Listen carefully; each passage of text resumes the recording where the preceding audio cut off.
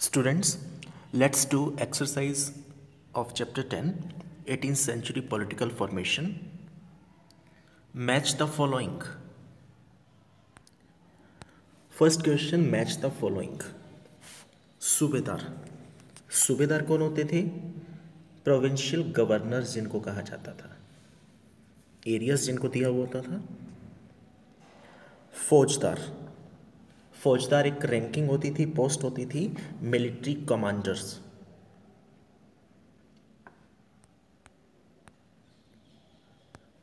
A Mughal military commander. Third is ijaradar. इजारदार कौन थे?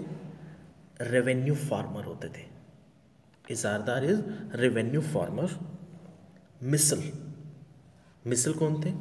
मिसल वर्ड किसके लिए यूज हुआ था? 6 वाली कैटेगरीज के अंदर हमने पढ़ा था. बैंड, जत्थाज, मिसल्स, वहां पे आया था. तो मिसल्स क्या थे? A band of Sikh warriors. चौथ चौथ क्या था? Taxes. Chauth tax levied by the Marathas. Kunbis कुनबीज क्या थी? Maratha peasants warriors. And umara उमर क्या थे? नोबल्स जो होते थे वहां पे, हाई नोबल्स जो थे, उनको नाम दिया गया था. Second question is filling the blanks. Aurangzeb fought a protracted war in. Aurangzeb ने एक अच्छी वॉर जो है, प्रोटेक्टेड वॉर जो है की थी. कहाँ पे हुई थी? डेक्कन रीजन के अंदर. Umara and jagirdar constituted powerful sections of the Mughal administration. Umara and jagirdar constituted powerful sections of the Mughal administrations. Asaf Jah founded the Hyderabad state in 1724. When? 1724.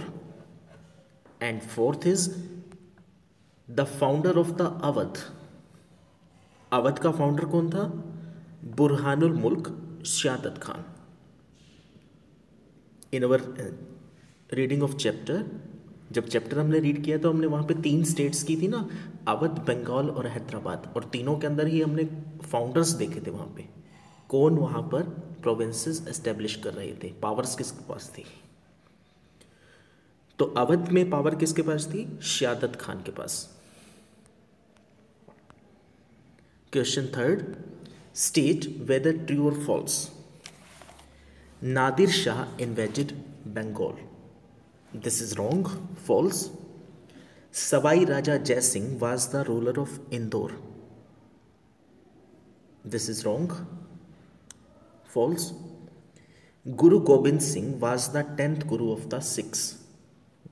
This is true. Pune became the capital of the Marathas in the 18th century. This is also true.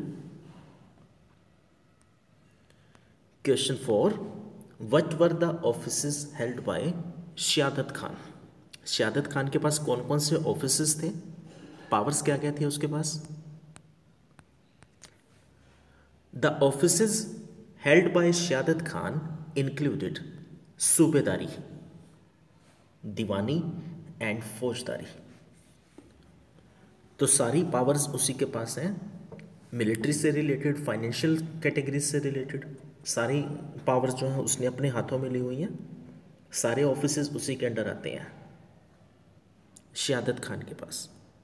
So these were the offices like subedari, diwani and faujdari held by Shahadat Khan. Next question is why did the nawab of Awadh and Bengal try to do away with the jagirdari system. क्यों इसको हटाना चाहते हैं वो जागीरदारी system को? The nawab of Awadh and Bengal try to do away with the jagirdari system because they wanted to put a curb on cheating as well as the Mughal influence in their kingdoms. Mughal influence को कम करना, इनका मेन जो है टारगेट्स था। और कहीं कुछ गड़बड़ी ना हो सिस्टम के अंदर। Next question is how were the Sikhs organized in the 18th century?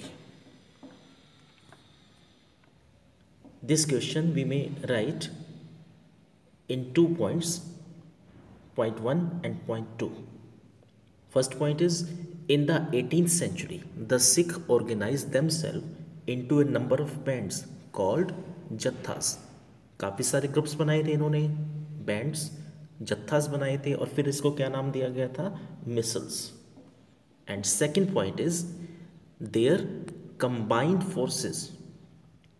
Second point, their combined forces were known as the Grand Army, दल खालसा. तो आर्मी को क्या नाम दिया था? दल खालसा का. Next question, why did the Marathas want to expand beyond the Deccan?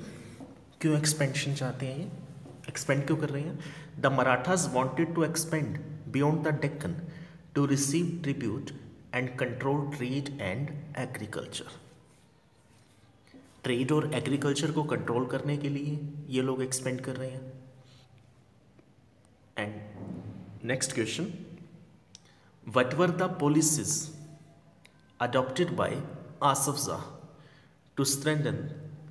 अपने आप को मजबूत बनाने के लिए इसने क्या किया था? To strengthen his position, Asaf Shah brought skilled soldiers and administrators from northern India.